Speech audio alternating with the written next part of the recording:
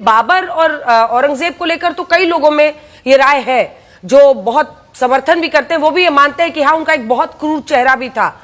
लेकिन सबने Akbar the great, Akbar पर अनेकों फिल्में बनाई गई हैं, उनके प्यार की कहानियां, उनके उदारता की कहानियां दिखाई गई हैं। अकबर के बारे में सीधा लिखा हुआ है कि 30,000 सिविलियंस, आम लोगों की उसने सीधे बेरहमी से कत्ल का आदेश दिया था और उसके बाद विक्ट्री संदेश, विजय संदेश दिया था कि हम सफल हुए हैं, हमने अनेकों किले पर कब्जा किया है, अनेकों शहरों पर कब्जा किया है।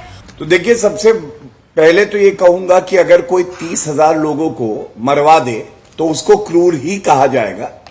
हो सकता है कि कुछ अच्छे काम किए हों, लेकिन जब इतिहास पढ़ाया जाएगा तो उसमें ये वर्णन जरूर आएगा कि भारतीयों के लिए महाराणा प्रताप जी जो है वो हीरो है। या तो अब जो लिखा जा रहा है वो झूठ है, या जो आप लोग पढ़ा रहे थे वो झूठ है।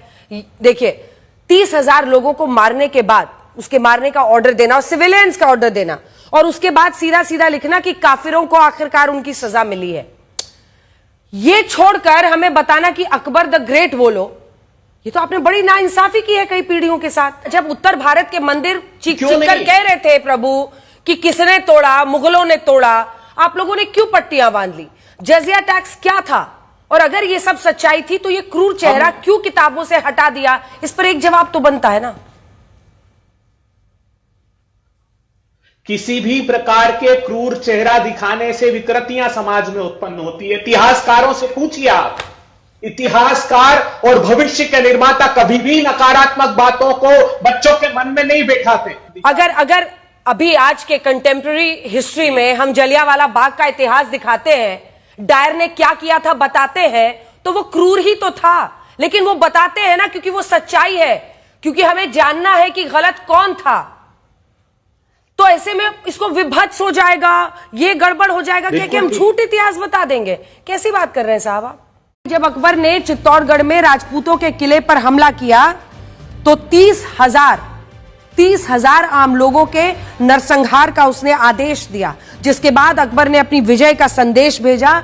और संदेश में क्या लिखा था, ध्यान से देखिए, हमने काफिरों के बहुत से किले और कस्बों को जीत कर कब्जा कर लिया है और यहां इस्लाम की स्थापना कर दी है। अपनी खून की प्यासी तलवार की मदद से हमने काफिरों के निशान मिटा दिए हैं, उन जगहों पर और पूरे हिंदुस्तान में मंदिरों को नष्ट कर दिया है। ये अकबर का विक्ट्री संदेश है। सोचिए कि अकबर को हमारी इतिहास की किताबों में बड़ी बड़ी फिल्में बनाई गई अकबर को लेकर, उसमें सबसे महान, सबसे अच्छा राजा, सबसे दिलेर राजा के तौर पर दिखाया गया। इसी किताब में आगे हालांकि ये भी बताया गया है कि बाद में उसमें कई बदलाव आए।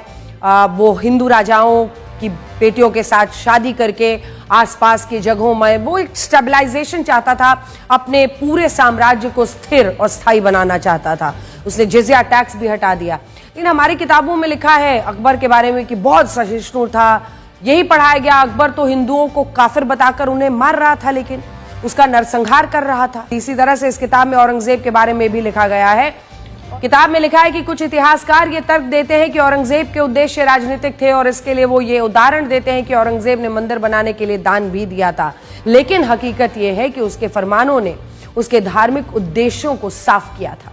उसने प्रांतों के गवर्नर्स को गुरुकुल मंदिर तोड़ने के आदेश दिए थे। उसने बनारस, मथुरा, सोमनाथ, जैन मंदिरों, सिखों के गुरुद्वारों को तोड़ा था।